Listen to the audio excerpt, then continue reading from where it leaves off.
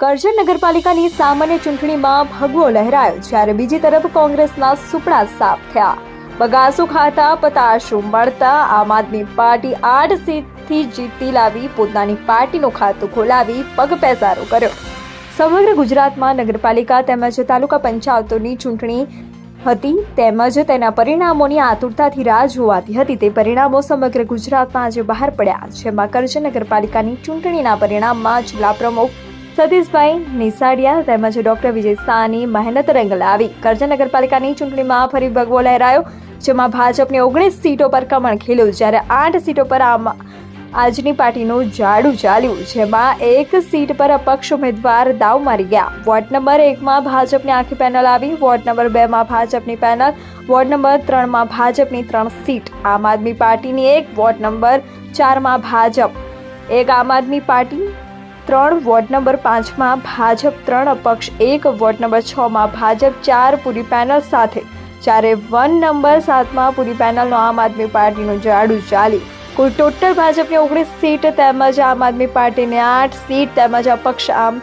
જોતા કહી શકાય કે કરજણ નગરપાલિકાની બોડી ભાજપની બેસે, જ્યારે વિરોધ પાર્ટીની અંદર આમ આદમી પાર્ટી બેસી શકે તેમ કહી શકાય.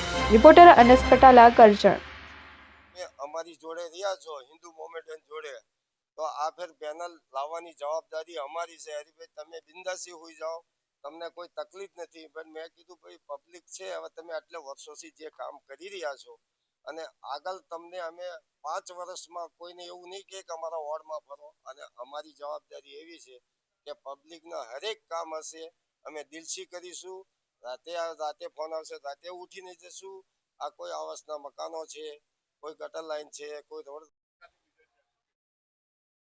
લોકોએ ભારતીય જનતા પાર્ટીની સરકારે જે વિકાસના કામો કર્યા છે, નરેન્દ્ર મોદી સાહેબનું સૂત્ર છે સૌનો સાથ સૌનો વિકાસ, અને એને ધ્યાને રાખી અને આખી ભારતીય જનતા પાર્ટીને ભવ્ય મતથી જીતાડી છે.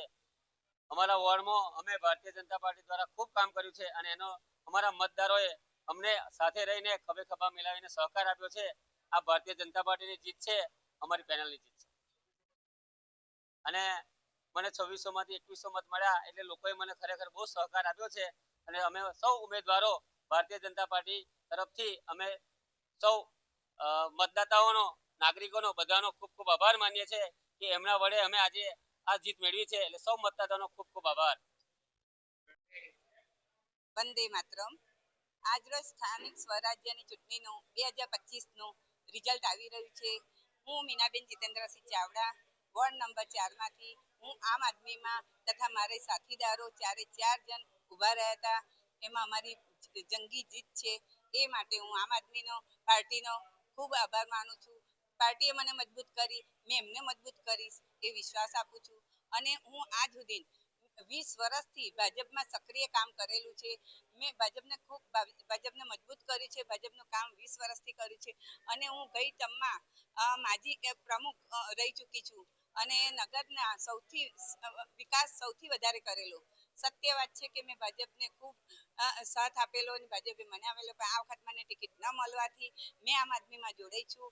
અને આ આમ આદમીને મને મેન્ડર મળેલું ને એમાં હું બહુ જંગી મતથી જીતી છું. એ બદલ હું મારા સાથીદારો, મારા પ્રત્યક્ષ ને પરોક્ષ રીતે મને સાથ આપનારા મારા પરિવારનો, મારા મતદારોનો, મારા વડીલો, માતા પિતા, ભાઈઓ બહેનો બધાનો જ હું ખૂબ ખૂબ આભાર વ્યક્ત કરું છું.